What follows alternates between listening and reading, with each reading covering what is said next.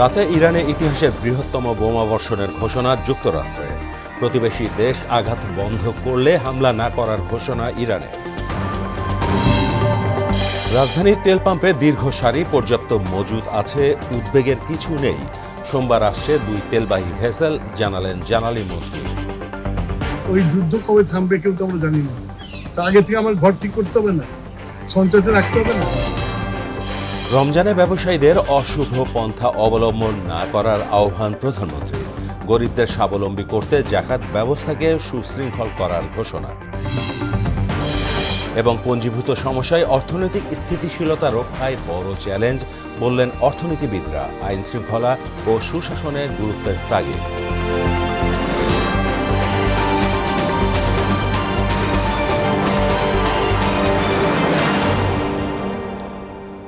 আসসালামু আলাইকুম, স্বাগত মোহনা সংবাদে। এতক্ষণ শুনছিলেন শিরোনাম, পুরো সংবাদে সঙ্গে আছি মাহমুদ হোসেন। ইরানে আজ রাতেই ভয়াবহ আঘাত হানা হবে বলে জানিয়েছেন মার্কিন প্রেসিডেন্ট ডোনাল্ড ট্রাম্প। আর আইআরজিসি মার্কিন বাহিনীকে ধ্বংস করে দেয়ার অপেক্ষায় রয়েছে বলে সতর্ক করেছেন মার্কিন প্রতিরক্ষা বাহিনীর মুখপাত্র আলী মোহাম্মদ নাইনি। এদিকে উপসাগরীয় অঞ্চলে যুক্তরাষ্ট্রের ক্ষেপণাস্ত্র প্রতিরক্ষা ব্যবস্থা পরিচালনার জন্য গুরুত্বপূর্ণ $30 কোটি একটি রাডার ব্যবস্থায় হামলা চালিয়ে ধ্বংস করেছে ইরান। ঐশী আলমের ডেস্ক রিপোর্ট। যুক্তরাষ্ট্র ও ইসরায়েলের 13টি উন্নতমানের আকাশযান ও ড্রোন ভূপাতিত করার দাবি জানিয়েছে ইরান। একই সঙ্গে গেল 24 ঘণ্টায় ইসরায়েলের বিভিন্ন এলাকায় অন্তত 6 বার বিমান হামলার সতর্কতা জারি করা হয়েছে। মার্কিন ও ইসরায়েলি অভিযানের মুখে ইরান নতি স্বীকার করেছে এবং প্রতিবেশী আরব দেশগুলোর কাছে আত্মসমর্পণ করেছে বলে দাবি করেছেন মার্কিন প্রেসিডেন্ট ডোনাল্ড ট্রাম্প। একই সঙ্গে তিনি হুঁশিয়ারি দিয়ে বলেন, ইরানে আজ এমন ভয়াবহ আঘাত হানা হবে যা দেশটির নির্দিষ্ট কিছু এলাকা ও জনসমষ্টিকে সম্পূর্ণ ধ্বংস ও নিশ্চিত মৃত্যুর মুখে ঠেলে দিতে পারে। মার্কিন হামলায় ইরানের ক্ষেপণাস্ত্র উৎক্ষেপণ কেন্দ্র ও ক্ষেপণাস্ত্র তৈরির কারখানাগুলোকেই লক্ষ্যবস্তু করা হবে বলে মন্তব্য করেছেন যুক্তরাষ্ট্রের অর্থমন্ত্রী স্কট বেসেন্ট। মার্কিন বাহিনীকে ধ্বংস করে দেওয়ার অপেক্ষায় রয়েছে আইআরজিসি বলে সতর্ক করেছেন মার্কিন প্রতিরক্ষা বাহিনীর মুখপাত্র আলী মোহাম্মদ নাইনি। উপসাগরীয় অঞ্চলে যুক্তরাষ্ট্রের ক্ষেপণাস্ত্র প্রতিরক্ষা ব্যবস্থা পরিচালনার জন্য গুরুত্বপূর্ণ $30 কোটি একটি রাডার ব্যবস্থায় হামলা চালিয়ে ধ্বংস করেছে ইরান। এতে ANTPY-2 রাডার ও ব্যাটারি সহ সহায়ক সরঞ্জাম ধ্বংস হয়ে গেছে। ঐশী আলম, মোহনা সংবাদ। চলমান যুদ্ধের উত্তাপের মধ্যে মধ্যপ্রাচ্যে নিজেদের সামরিক উপস্থিতি আরও শক্তিশালী করতে বিমানবাহী 3য় রণতরী মোতায়েন করতে যাচ্ছে যুক্তরাষ্ট্র। এদিকে হরমুজ প্রণালী বন্ধ নয়, শুধুমাত্র যুক্তরাষ্ট্র, ইসরায়েল এবং তাদের মিত্র দেশগুলোর জাহাজ চলাচলে নিষেধাজ্ঞা দেয়া হয়েছে বলে জানিয়েছে ইরানের প্রতিরক্ষা বাহিনী আইআরজিসি। ঐশী আলমের আরেকটি ডেস্ক রিপোর্ট। চলমান যুদ্ধের উত্তাপের মধ্যে মধ্যপ্রাচ্যে নিজেদের সামরিক উপস্থিতি আরও শক্তিশালী করতে USS জর্জ H.W. বিমানবাহী রণতরী মোতায়েন করতে যাচ্ছে যুক্তরাষ্ট্র। মার্কিন সংবাদ মাধ্যম ফক্স নিউজের এক প্রতিবেদনে এই তথ্য জানানো হয়েছে। ইরানের বিরুদ্ধে যুদ্ধাপরাধের অভিযোগ এনেছে ইসরায়েল। ইসরায়েলের প্রতিরক্ষা বাহিনী IDF বলেছে, ক্লাস্টার বোমা ব্যবহারের মাধ্যমে যুদ্ধাপরাধ করেছে ইরান। ইরানের প্রতিরক্ষা বাহিনী আইআরজিসি জানিয়েছে, আন্তর্জাতিক বাণিজ্যিক জলপথ হরমুজ প্রণালীতে যুক্তরাষ্ট্র, ইসরায়েল, তাদের ইউরোপীয় দেশগুলো এবং তাদের মিত্র সমর্থকদের জাহাজ চলাচলে নিষেধাজ্ঞা দেওয়া হয়েছে। প্রতিবেশী দেশগুলোতে সাম্প্রতিক হামলার জন্য দুঃখ প্রকাশ করেছেন ইরানের প্রেসিডেন্ট মাসুদ পেজেশকিয়ান। একই সঙ্গে তিনি ঘোষণা দিয়েছেন, প্রতিবেশী দেশের ভূখণ্ড থেকে ইরানে আঘাত না এলে আর হামলা করা হবে না। কুয়েত, সৌদি আরব, কাতার, ওমান, জর্ডান ও মিশরে সাম্প্রতিক ইরানি হামলার ঘটনা নিয়ে আলোচনা করতে জরুরি বৈঠকে বসেছেন আরব লীগের পররাষ্ট্রমন্ত্রীরা। এক বিবৃতিতে ইরানের সাবেক সর্বোচ্চ নেতা আয়াতুল্লাহ আলী খামেনি নিহত হওয়ার ঘটনায় গভীর শোক জানিয়েছেন রাশিয়ার প্রেসিডেন্ট ভ্লাদিমির পুতিন। বিবৃতিতে আরও বলা হয়েছে, ইরানের প্রেসিডেন্ট মাসুদ পেজেশকিয়ানের সঙ্গে যোগাযোগ অব্যাহত রাখবেন তিনি। মার্কিন গোয়েন্দা বিভাগের তথ্য মতে এ যুদ্ধে ইরানকে গোয়েন্দা সহায়তা দিচ্ছে রাশিয়া। এদিকে যুদ্ধের প্রভাবে দুবাই থেকে সম্পদ সরানোর চেষ্টা করছে ধনী এশীয়রা। ঐশী আলম, মোহনা সংবাদ। জ্বালানি তেল এখন যেন সোনার হরিণ। সেই হরিণ পেতে রাজধানী জুড়েই ভয়াবহ পরিস্থিতি। মধ্যপ্রাচ্যের যুদ্ধের দামামার প্রভাব পড়েছে বৈশ্বিক জ্বালানি খাতে, আর তেল সংকটের শঙ্কায় তাই তো রাজধানীর ফিলিং স্টেশনগুলোতে দীর্ঘ সারি। এমন বাস্তবতায় ক্ষোভ প্রকাশ করেন ভোক্তাদের কেউ কেউ। অনেকেই আবার বাস্তবতা মেনে নিচ্ছেন। তবে সরকারের বেঁধে দেয়া তেল সীমায় বিপাকে পড়েছে রাইড শেয়ারে জড়িতরা। মনিরুল ইসলামের প্রতিবেদন। ব্যবসায়ী মাহবুব 2 ঘন্টা অপেক্ষা করছেন কালশির সুমাত্রা ফিলিং স্টেশনে। এটা গ্লোবাল সিচুয়েশন, এখন দাঁড়ায় আছি প্রায় 1 ঘন্টার উপরে দাঁড়ায় আছি, এখন এটা সবারই নিতে হবে। মাহবুবের মতোই এমন জবুথবু দশা অনেকেরই। ইসিবি চত্বর থেকে পাম্প পর্যন্ত 2.5 কিলোমিটারের দীর্ঘ সারি। মধ্য বসন্তের কড়া রোদ যেন তাদের অস্বস্তির অন্যতম অনুষঙ্গ। জানালেন সেসব ক্ষোভের কথাই। আমি না একটা কোম্পানি চাকরি করি কর্পোরেট লেভেলে, কিন্তু অনেক মানুষ আছে যে এই হুন্ডার উপরে নির্ভর করে চলে, নিজের সংসার চালায়, আরো 2-4 জনের সংসারও চালায়। জটিলভাবে ভুগাচ্ছে, আমরা খুব প্রেশানের মধ্যে আছি। গতকাল থেকে ঘুরে পাচ্ছি না। আমি মনে করি ইরাক ইরান যুদ্ধ থেকে আমাদের সমস্যা বেশি। দেখা যাচ্ছে অনেকে, আমি শুনলাম তেল ভরে নিয়ে আবার বাসায় বোতলজাত করতেছে তেল। তবে বেশি ভোগান্তিতে পড়েছেন রাইডাররা। সরকারের বেঁধে দেয়া 2 লিটার তেল যথেষ্ট নয় বলে জানান তারা। বসে আছি প্রায় 1.5 ঘন্টা ধরে এই সিরিয়ালের লাইনে নিতেছি তেল। এখন যে গাড়ি চালাবো সেটাও ভয় লাগে যে তেল ভান কখন শেষ হয়ে যায়। অ্যাকচুয়ালি বেতন তো 14-15 হাজার টাকা পাই, তার পাশাপাশি রাইড শেয়ার করি আর কি, কিন্তু অফিসে যাতায়াতে তো 200 টাকার তেল লাগে আর কি। পাশাপাশি রয়েছে প্রাইভেট কারের সারি। এর সারি আরও দীর্ঘ। সবাই সিরিয়ালে দাঁড়িয়ে সারিবদ্ধভাবে এগিয়ে পাম্প থেকে সংগ্রহ করছেন জ্বালানি তেল। আমার অলরেডি 2 ঘন্টা 15 মিনিট ওভার হয়েছে, এখনো কমপক্ষে আরো 20 মিনিটের মতো 15 মিনিট লাগবে। আরো আমরা ঢাকার বাইরে যাবো, তেল নিতে পারতেছি না, এলো কষ্ট। সকাল 10টা থেকে লাইনে আউটে তেল এই জায়গায় আইসা আপনি ওইদিকে থেকে একটা লাইন, এই মাথায় আইসা 2টা লাইন। তবে সরকারের বেঁধে দেওয়া তেল সীমা নিয়ে ভোক্তাদের মধ্যে দেখা গেছে মিশ্র প্রতিক্রিয়া। একই অবস্থা এলএনজি স্টেশনেও। আমরা আশা করি তাদের কাছে একটা ভালো যুগোপযোগী উদ্যোগ নিয়ে এই সমস্যাটা ইমিডিয়েট সমস্যা সমাধানটা করা উচিত। সরকার একটা জিনিস ভালো লাগছে, সেটা হচ্ছে সবাই কম বেশি খাইতেছে। আমরা তো বাঙালি হিসেবে কেমন জাতি, মানুষ যদি পাগল হয় ওরে বাইরে রাখে হচ্ছে রশি দিয়া, আর রশি যদি পাগল হয় ওরে বাঁধবো কি দিয়া। এটা সরকারিভাবে একটা সমাধান করতে হবে। বিশ্ববাজারে যেহেতু তেলের দাম ঊর্ধ্বমুখী হওয়ার সম্ভাবনা আছে, আমরা সরকারের আদেশ অক্ষর অক্ষরে পালন করার চেষ্টা করতেছি। দাম বৃদ্ধি, কোনো প্রকার দুর্নীতি, কোনো কিছু নাই। বিশ্ব পরিস্থিতির এমন প্রভাবে রাজধানীর সড়কগুলোতে কমে গেছে যানবাহনের সংখ্যা। গণপরিবহনের সংখ্যাও হাতে গোনা। মনিরুল ইসলাম, মোহনা সংবাদ, ঢাকা। এদিকে জ্বালানি তেলের পর্যাপ্ত আছে উল্লেখ করে এ নিয়ে উদ্বেগের কিছু নেই বলে জানালেন বিদ্যুৎ ও জ্বালানি মন্ত্রী ইকবাল হাসান মাহমুদ টুকু।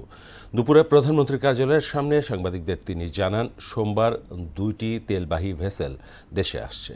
কাল থেকে ভ্রাম্যমাণ মোবাইল কোর্ট কাজ শুরু করবে বলেও জানান মন্ত্রী। নির্দিষ্ট পরিমাণে তেল দিচ্ছি, এখন কোনো পাম্প যদি জলদি বিক্রি করে ফেলে তারপরে তো পাবে না, তার পরের দিন ওয়েট করতে হবে। সেটার জন্য আমরা মনিটর করছি, আমরা দেখবো যাতে এরকম কম হয়। দেখবো আমার মজুদ আছে, কিন্তু ওই যুদ্ধ কবে থামবে কেউ তো আমরা জানি না। তা আগে থেকে আমার ঘর ঠিক করতে হবে না, সঞ্চয়তে রাখতে হবে না, সেই জন্য আমরা এই সঞ্চয়টা করছি।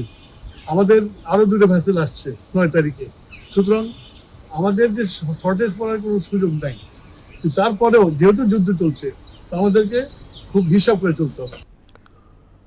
রাজধানীর টিকিট কাউন্টারগুলোতে অগ্রিম টিকিট বিক্রি শুরু হলেও জ্বালানি তেলের সম্ভাব্য সংকটে অধিকাংশ বাস কাউন্টারেই বন্ধ রয়েছে বিক্রি।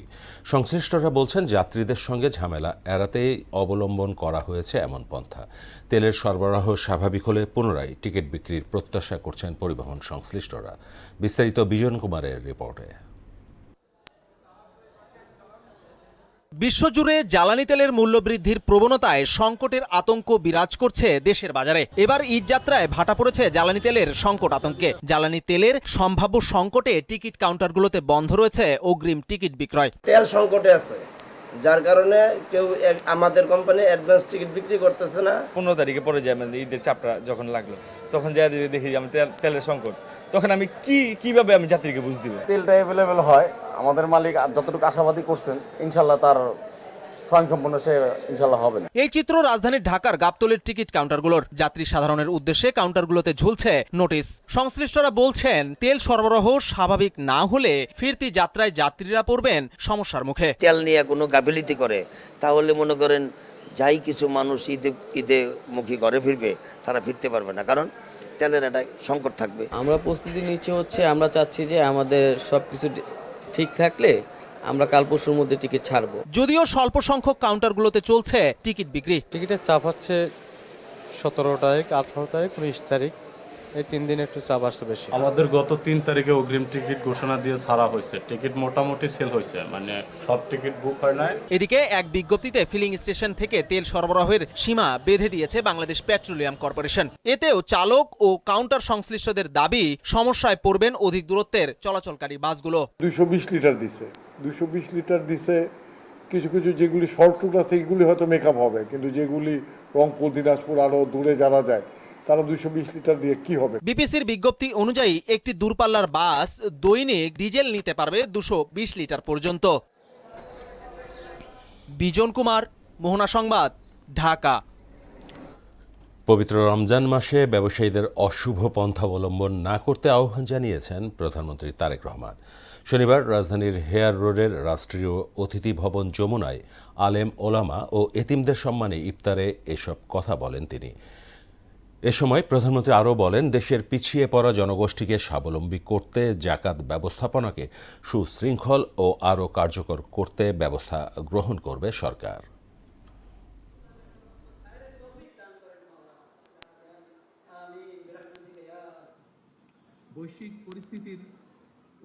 পবিত্র রমাদান মাসেও যারা অশুদ্ধ পন্থা অবলম্বন করছে, আপনাদের প্রতি আমার বিনীত আহ্বান, অনুগ্রহ করে আপনারা মানুষকে কষ্ট দেবেন না। সুপরিকল্পিত এবং সুসংগঠিতভাবে জাকাত বন্টন না করায় বিত্তবান ব্যক্তির জাকাত আদায় হয়তোবা হয়ে যাচ্ছে, কিন্তু জাকাতের অর্থ দারিদ্র বিমোচনে কতটা ভূমিকা রাখতে সক্ষম হচ্ছে, এটি মনে হয় একটি বেশ বড় প্রশ্ন। সংসদ নিয়ে অতীতের নেতিবাচক ধারণা থেকে বেরিয়ে এসে জনকল্যাণমুখী সংসদ প্রতিষ্ঠা করতে চায় বিএনপি। এ লক্ষ্যেই নির্বাচিত সংসদ সদস্যদের জন্য প্রশিক্ষণ কর্মসূচির আয়োজন করেছে দলটি।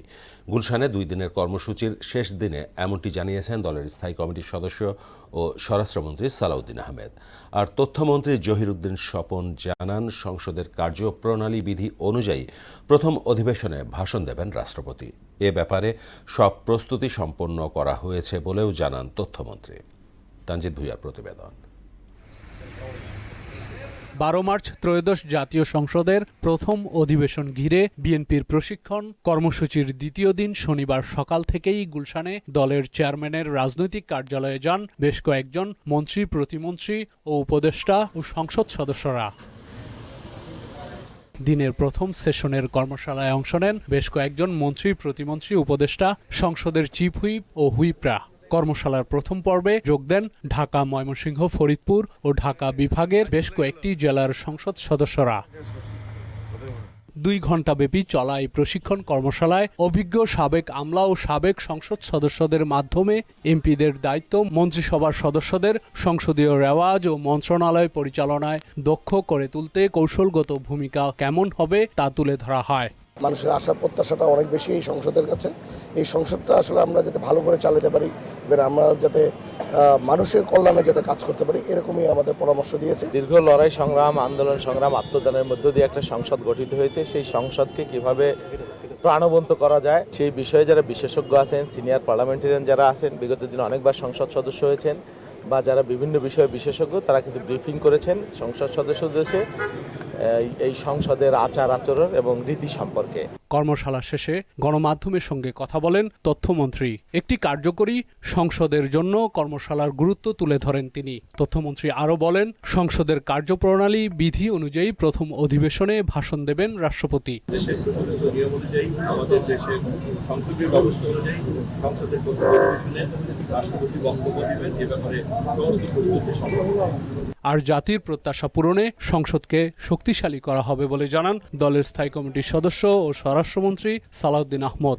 আশা করি আমাদের ভবিষ্যৎ পার্লামেন্ট সেশন থেকে জাতি অনেকটা আশ্বস্ত হবে যে এইরকম একটি পার্লামেন্ট তারা দেখতে চেয়েছিলেন, যাতে অতীতের ব্যাড কালচার যেগুলো হয়েছে, যেগুলো ব্যাড প্রেসিডেন্ট সৃষ্টি হয়েছে পার্লামেন্ট সম্পর্কে এবং মানুষের যে নেতিবাচক ধারণা সৃষ্টি হয়েছে, এগুলো সব মানুষের মন থেকে আমরা মুছে দেবো ইনশাআল্লাহ। প্রশিক্ষণের বিকেলের পর্বে কুমিল্লা, সিলেট ও চট্টগ্রাম বিভাগের সংসদ সদস্যরা অংশ নেওয়ার মধ্য দিয়ে শেষ হবে 2 দিন ব্যাপী বিএনপির প্রশিক্ষণ কর্মশালা। এদিকে দুপুরে রাজধানীর তেজগাঁওয়ে শনিবার ছুটির দিনেও দাপ্তরিক কাজ করেন প্রধানমন্ত্রী তারেক রহমান। তানজিদ ভুইয়া, মোহনা সংবাদ, ঢাকা। রাজনীতির প্রতিটি পর্বে বেগম খালেদা জিয়ার ভূমিকা অনন্য উচ্চতায় আসীন বলে মন্তব্য করেছেন তথ্য ও সম্প্রচার মন্ত্রী জহিরুদ্দিন স্বপন। সন্ধ্যায় ঢাকা রিপোর্টার্স ইউনিটিতে বেগম খালেদা জিয়ার স্মরণে ইফতার মাহফিল অনুষ্ঠানে তিনি একথা বলেন। দীর্ঘ 17 বছর যাবৎ বিএনপি সহ বিভিন্ন রাজনৈতিক দলের হাজার হাজার নেতাকর্মীর ত্যাগের বিনিময়ে গণ অভ্যুত্থানের পরিবেশ তৈরি হয়েছিল বলেও তিনি মন্তব্য করেন। বৈষম্য বিরোধী ছাত্র আন্দোলনের নেতাদের ধন্যবাদ জানিয়ে মন্ত্রী বলেন, 24-এর গণ অভ্যুত্থানে তারা একটি দিয়াশলাই কাঠির ভূমিকা পালন করেছে। গত 17 বছর যাবৎ হাজার হাজার নেতাকর্মীদের ত্যাগের বিনিময়ে বিএনপি সহ সকল রাজনৈতিক দল গণ অভ্যুত্থানের একটি পরিবেশ তৈরি করে রেখেছিল। সারা বাংলাদেশকে তারা একটা বারুদের স্তূপে পরিণত করে রেখেছিল। এমনি সময় বৈষম্যবিরোধী ছাত্র আন্দোলন একটা দেশদায়ের কাঠির ভূমিকা পালন করেছে। বারুদের স্তূপ না থাকলে পরে দেশদায়ের কাঠির আগুন ধপ করে জলে ধপ করে নেবে। অতএব দেশদায়ের কিন্তু দাবি করা উচিত না গণবিস্ফোরণের সকল কৃতিত্ব। পঞ্জীভূত সমস্যায় অর্থনৈতিক স্থিতিশীলতা রক্ষায় বড় চ্যালেঞ্জ বলে জানিয়েছেন সিপিডির নির্বাহী পরিচালক ডক্টর ফাহমিদা খাতুন। সকালে রাজধানীতে ছায়া সংসদ বিতর্ক প্রতিযোগিতা অনুষ্ঠানে একথা বলেন তিনি। জনপ্রত্যাশা পূরণে ভঙ্গুর অর্থনীতি পুনরুদ্ধারে রাজনৈতিক স্থিতিশীলতা, আইন শৃঙ্খলা ও সুশাসনের প্রতি গুরুত্ব দেওয়ার আহ্বান জানান ডিবেট ফর ডেমোক্রেসির চেয়ারম্যান হাসান আহমেদ চৌধুরী কিরণ। শামীমুজ্জামান চৌধুরীর রিপোর্ট। ডিবেট ফর ডেমোক্রেসি আয়োজিত জনপ্রত্যাশা পূরণে অর্থনৈতিক স্থিতিশীলতা নিয়ে ছায়া সংসদ বিতর্ক প্রতিযোগিতায় জনপ্রত্যাশা পূরণে ভঙ্গুর অর্থনীতি পুনরুদ্ধারে রাজনৈতিক স্থিতিশীলতা, স্বাধীন বিচার, মব কালচার, দ্রব্যমূল্য, জ্বালানি নিরাপত্তা ও আইন শৃঙ্খলা পরিস্থিতি সহ উঠে আসে নানা বিষয়। জনপ্রত্যাশা পূরণ করতে পারবে না। অনুষ্ঠানে debate for democracy chairman Hasan Ahmed Chowdhury Kiron বলেন, ভঙ্গুর অর্থনীতি পুনরুদ্ধারে ব্যবসায়ীদের আস্থায় আনা জরুরি। বাংলাদেশে 5ই আগস্টের পরে ব্যবসায়ীদেরকে কোণঠাসা করে ফেলা হচ্ছে। ব্যবসায়ীরা নানা রকম ভাবে তারা মামলার মুখোমুখি হচ্ছে, হয়রানি হচ্ছে। আমরা আজকে মনে করি বাংলাদেশের অর্থনীতিকে পুনরুদ্ধার করবার জন্য ব্যবসায়ীদের বিরুদ্ধে যে ঢালাও মামলা করা হচ্ছে, তাদের ব্যাংক অ্যাকাউন্ট জব্দ করে দেওয়া হচ্ছে, তারা যারা বিদেশে অবস্থান করছে তারা দেশে আসতে পারছে না, এগুলো থেকে আমাদের উত্তরণের দরকার। রাজনৈতিক স্থিতিশীলতা ও প্রতিষ্ঠানগুলোকে শক্তিশালী করা, ব্যাংকিং খাতে শৃঙ্খলা ফিরিয়ে আনা সহ অন্তর্ভুক্তমূলক উন্নয়নের কথা বলেন সিপিডি নির্বাহী পরিচালক ডক্টর ফাহমিদা খাতুন। যে উন্নয়নগুলো হয়েছে সেই উন্নয়নগুলোকে কেমন হলো, সেটার গুণগত মান, সেগুলোকে চ্যালেঞ্জ করার জন্য যে একটা শক্তিশালী বিরোধী দল, একটা ভাইব্রেন্ট একটা সংসদ থাকা, যে সংসদে সবাই বিতর্ক করবে, সেই রকম একটা পরিস্থিতি আমাদের জন্য ছিল না। যেই মেগা প্রকল্পগুলি নেওয়া হয়েছিল, সেই প্রকল্পের খরচ কেন এত বেশি হচ্ছে, সেই প্রকল্পের অপচয়গুলো কিভাবে হচ্ছে, সেই প্রকল্প থেকে কারা লাভবান হচ্ছে, এগুলো জনগণের পক্ষ হয়ে কারা বলবে? জনগণের প্রতিনিধিত্ব ছিল না। ছায়া সংসদে বিরোধী দল ঢাকা ইন্টারন্যাশনাল ইউনিভার্সিটিকে হারিয়ে সরকারি দল প্রাইম এশিয়া ইউনিভার্সিটি জয়লাভ করে। শামীমুজ্জামান চৌধুরী, মোহনা সংবাদ, ঢাকা। প্রতিদিন নতুন নতুন বই আসছে অমর 21শে বইমেলায়। ধীরে ধীরে বই প্রেমীদের পদচারণায় মুখর হয়ে উঠছে মেলা প্রাঙ্গণ। কেউ খুঁজে নিচ্ছেন প্রিয় লেখকের নতুন বই, কেউ হারিয়ে যান কবিতার পাতায়, আবার অনেকেই শুধু বইয়ের ঘ্রাণে ভরিয়ে নিতে চান নিজের বিকেলটা। তবে এবার বইমেলায় বিক্রি আশানুরূপ নয় বলে হতাশা জানান প্রকাশকরা। মেলা শেষের দিকে বিক্রি বাড়বে বলে মনে করছেন তারা। নরসিংদীর মাধবদীতে আলোচিত আমেনা আক্তার হত্যাকাণ্ডের রহস্য উদ্ঘাটন করেছে পুলিশ।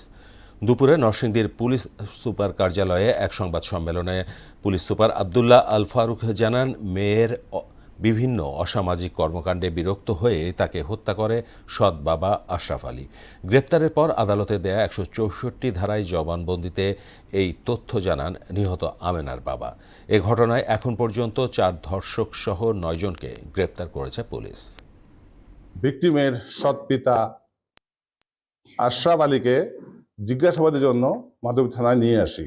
বিজ্ঞ আদালতে তাকে জিজ্ঞাসাবাদ করলে সে সেখানে ফৌজদারি কার্যবিধি 164 ধারা মোতাবেক নিজেকে জড়িয়ে এবং নিজের হত্যাকাণ্ড ঘটিয়েছে এ সংক্রান্তে জবানবন্দি প্রদান করে। গত বছরের মতো এবারও রমজানে নিম্ন আয়ের মানুষের মাঝে মাসব্যাপী ইফতার বিতরণ করেছে ঢাকা মহানগর উত্তর বিএনপির সদস্য সচিব সাজ্জাদুল মিরাজ। বিকেলে মিরপুরে 1 নম্বরে সাধারণ মানুষের মাঝে ইফতার সামগ্রী বিতরণ করেন তিনি। এ সময় মরহুমা বেগম খালেদা জিয়ার আত্মার শান্তি কামনার পাশাপাশি প্রধানমন্ত্রী তারেক রহমানের দীর্ঘায়ু কামনা করে সবার কাছে দোয়া চান যুবদল নেতা সাজ্জাদুল মিরাজ। প্রথম রোজা থেকে আজকে 17 রোজা, আজ পর্যন্ত প্রতিদিন বাইরে 300 কি 400 পথচারীদের ইফতারি বিতরণ করি এবং ভিতরে ইফতারি করে আমাদের 100 জনের মতো। এভাবে একেবারে লাস্ট রমজান পর্যন্ত আমি এই উদ্যোগ চালিয়ে যাব আমি আশা করি আর কি। শেষ করব মোহনা সংবাদ যাবার আগে শিরোনামগুলো আরও একবার।